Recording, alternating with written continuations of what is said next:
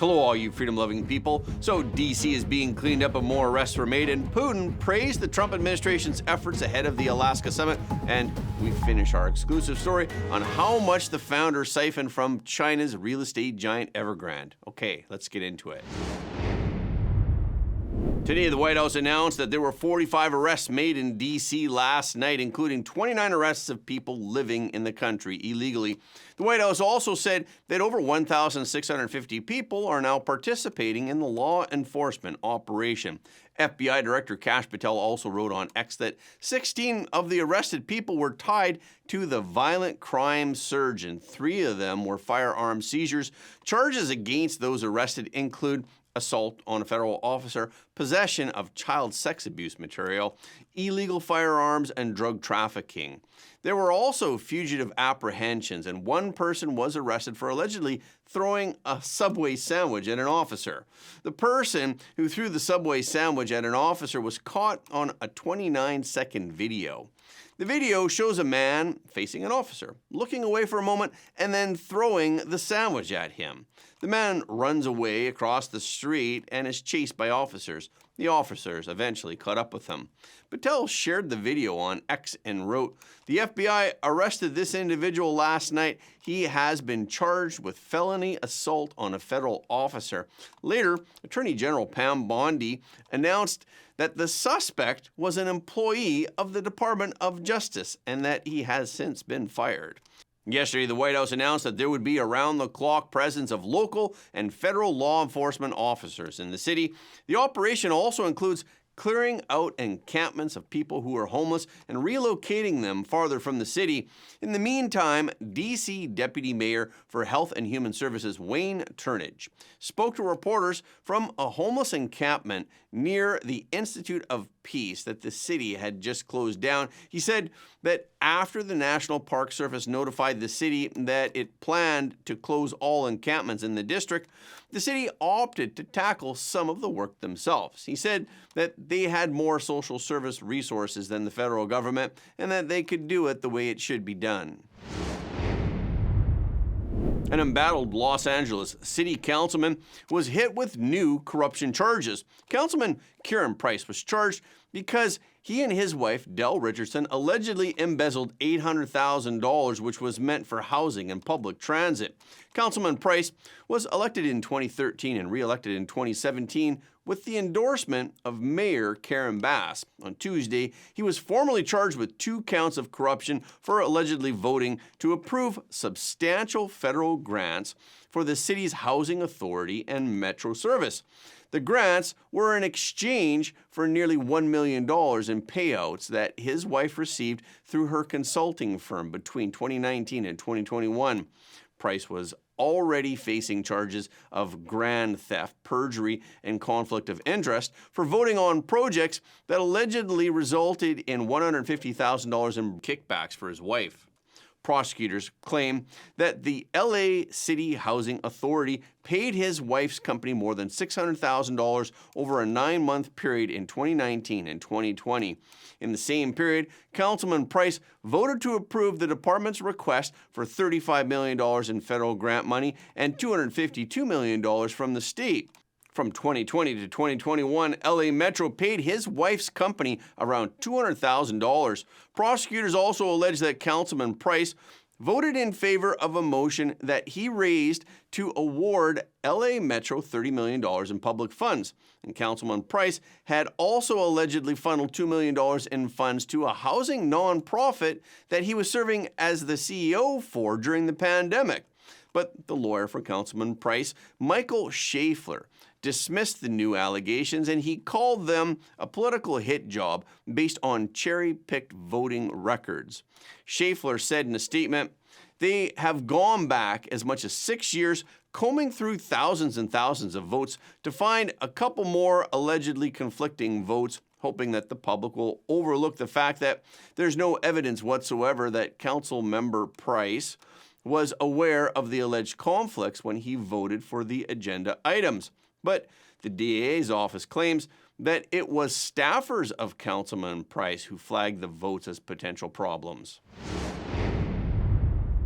Yesterday, a federal appeals court ruled that the Trump administration may cut billions of dollars in foreign aid funds that Congress previously approved. A three-judge panel of the U.S. Court of Appeals for the District of Columbia Circuit overruled a ruling that was made by a federal district judge who previously blocked President Trump from cutting off the foreign aid. The panel found that the aid recipients who sued to release the funds did not have valid legal grounds to sue.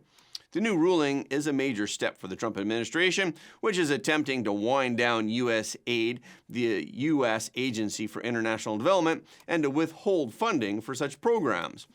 Yesterday, Attorney General Pam Bondi wrote on X, another Justice Department victory in court for President Trump's agenda. In a 2-1 ruling, the D.C. Circuit lifted an injunction ordering President Trump to spend hard-earned taxpayer dollars on wasteful foreign aid projects.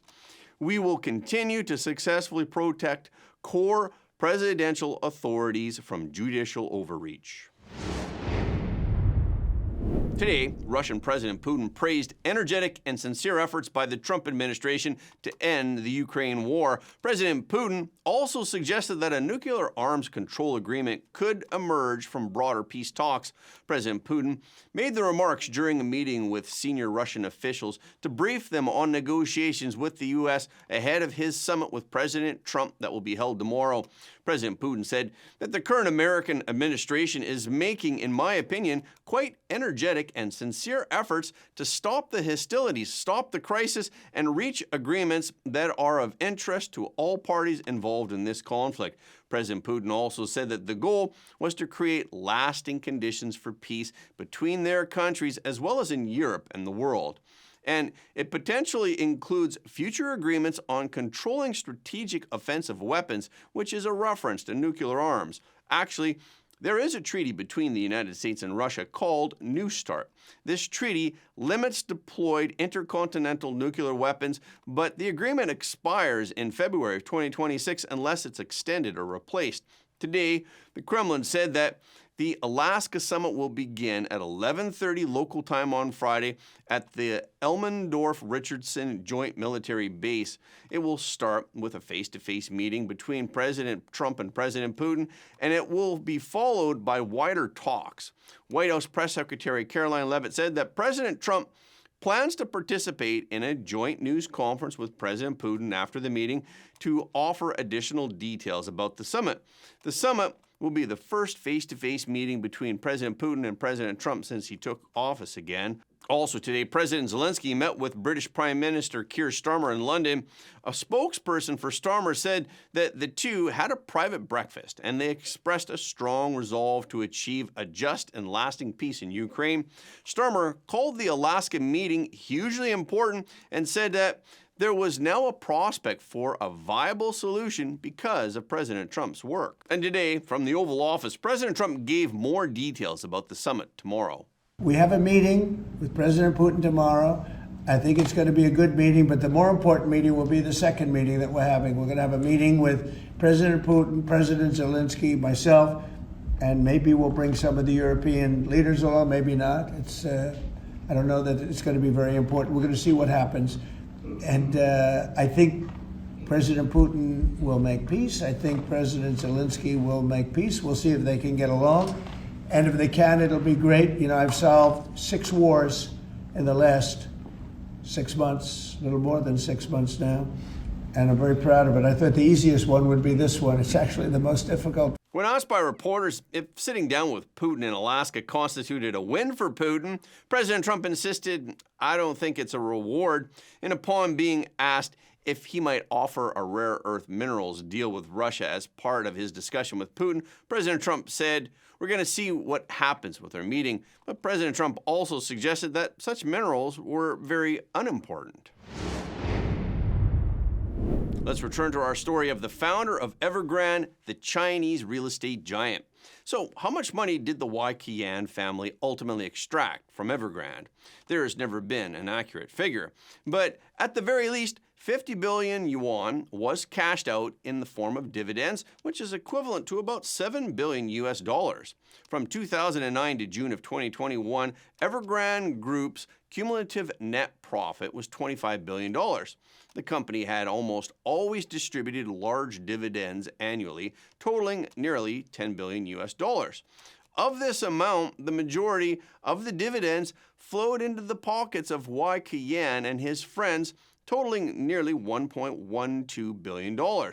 Since 2011 alone, Y. Qian personally cashed out nearly $976 million through dividends.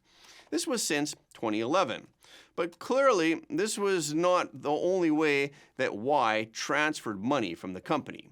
Y used these dividends to extract a second wave of profits from the company. His operation was very cunning. On October 30th, 2018, Evergrande's offshore subsidiary, Jingchen Limited, issued $1.8 billion US dollars in bonds on the Singapore exchange. Among the bond buyers was a BVI company called Shinshin Limited. Shinshin subscribed to a total of more than $1 billion in bonds. A BVI company refers to a company registered in the British Virgin Islands. Many internationally renowned companies have established subsidiaries there because all business income and profits are exempt from various taxes. This Shinshin Limited is a BVI entity that is controlled by Y. Qian. In other words, more than half of the US dollar bonds issued by Evergrande in this phase were subscribed by Y. Qian's own BVI entity. Moreover, it is said that not only did Y himself purchase the bonds, but some of his friends in the Big D Club in Hong Kong also purchased a total of more than $1 billion worth of Evergrande bonds. In fact, as a major shareholder, it's normal to subscribe to a small portion of one's own company bonds. This is equivalent to lending money to the company in one's personal name, which is also a sign of confidence in the company. This is also what the market wants to see. However, it's rare for someone like Y. Qian to subscribe to such a large amount of bonds, even joining forces with friends to buy up almost all of Evergrande's bonds. In the years prior to this, Evergrande consistently distributed substantial dividends to its shareholders. Y. Qian alone received approximately $1.86 billion in dividends in 2016 and 2017, all of which flowed into the Shinshin company. So the entire story goes like this. Y. Qian obtained over $1.86 billion through his holdings in Evergrande. He then used these dividends to purchase at least $1 billion worth of Evergrande corporate bonds. This money was effectively returned to Evergrande. So why did Y. Qian go to the trouble of circulating money through the loop before returning it to the company? Let's start with some background information. In yesterday's video, we talked about how Evergrande had been leveraging to the maximum and aggressively borrowing money through various means. Although Evergrande had performed well in the stock market, its debt was too high. Professional investors had already seen the danger in this. In 2016, its liabilities exceeded $139 billion. However, it had never had much cash in its accounts. The ratio of cash to short-term debt had always been less than 1. This means that there's not enough cash in the accounts to repay short-term debt. By 2018, Evergrande's cash flow was already showing some dangerous signs, and it had begun to borrow new debt to repay old debt. At the same time, Evergrande began investing in new energy vehicles, investing about $836 million and ultimately producing only 900 cars. With increasing debt and frequent investment failures, Evergrande's creditworthiness began to suffer.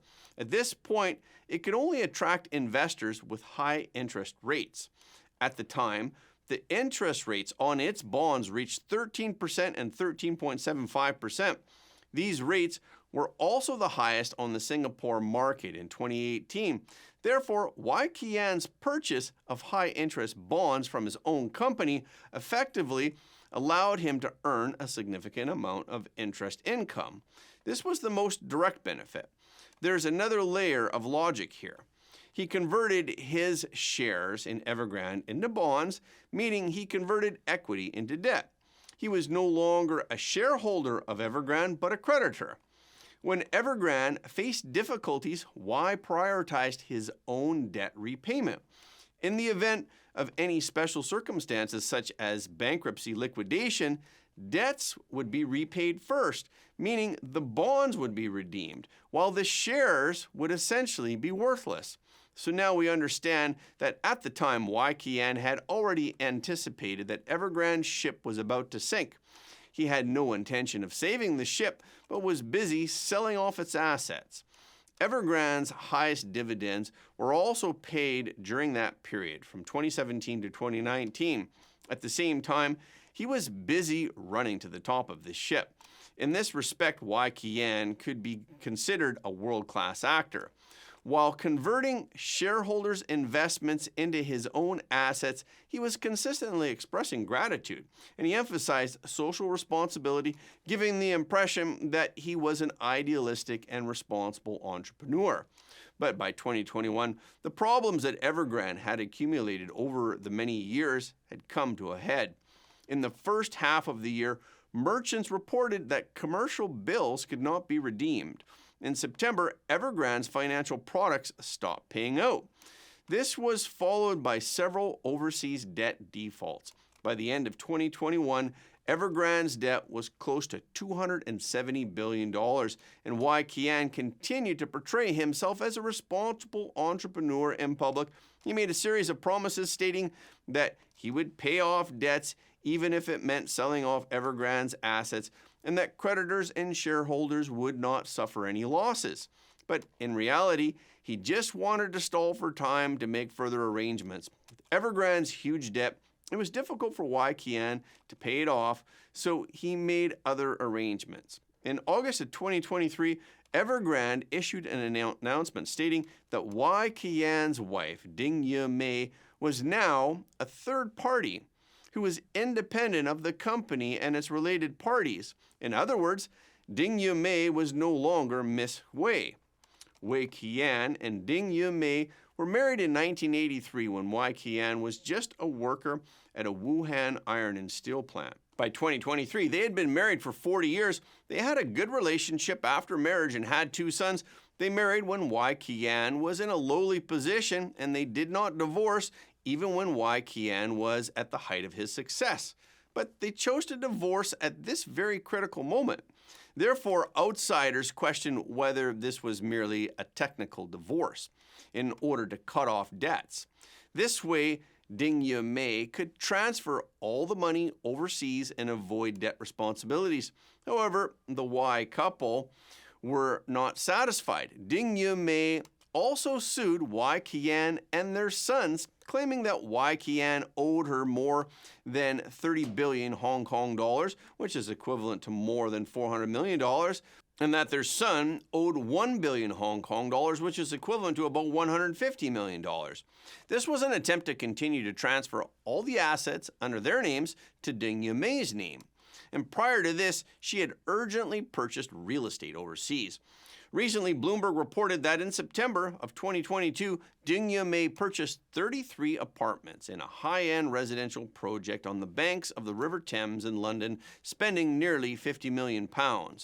These properties are held by 5 British Virgin Islands companies. As we all know, the British Virgin Islands protects the privacy of companies that are registered locally. Under normal circumstances, shareholder information of companies is not available for public access, so they had simply hoped to use this series of measures to completely hide these unjust gains.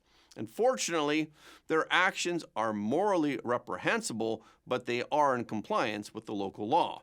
However, doing so many bad things will always leave loopholes.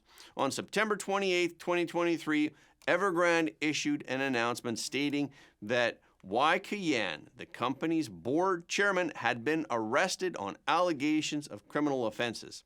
According to information that was uncovered by the China Securities Regulatory Commission and the Shanghai and Shenzhen stock exchanges, Evergrande Real Estate engaged in financial fraud by prematurely recognizing revenue. by inflating profits by $5.8 billion. This accounted to 63.31% of total profits for the period, and in 2020, the company inflated profits by $7.3 billion, and this accounted for 86.88% of the total profits for that period. In March of this year, the liquidators of China Evergrande sued the founder, Wai Keyan, along with Ding Yumei and several related companies, totaling 7 defendants. The indictment shows that the liquidator believes that the defendant, while managing China Evergrande, approved the annual financial statements for 2018 to 2020 and the unaudited interim financial statements for 2019 to 2021. So he had thereby violated his responsibilities. The liquidator sued Wai Keyan, Ding Yumei, other individuals and related companies to recover approximately $6 billion in dividends and remuneration. The Hong Kong High Court ruled to freeze the aforementioned individuals' assets totaling 60 billion Hong Kong dollars globally, which is equivalent to about $8.6 billion, of which approximately 7 billion Hong Kong dollars were financial assets and another 1.5 billion Hong Kong dollars were real estate and various physical assets. And that's a wrap for this episode. Thank you so much for your support of Front Page. Please remember to leave a comment below the video. This is really helping us to be seen all around the world. The more people who watch Front Page, the more freedom-loving people the world will have. And please hit the like button and hit the notification bell after subscribing. And please share this video with your friends and family because everybody deserves to know the truth.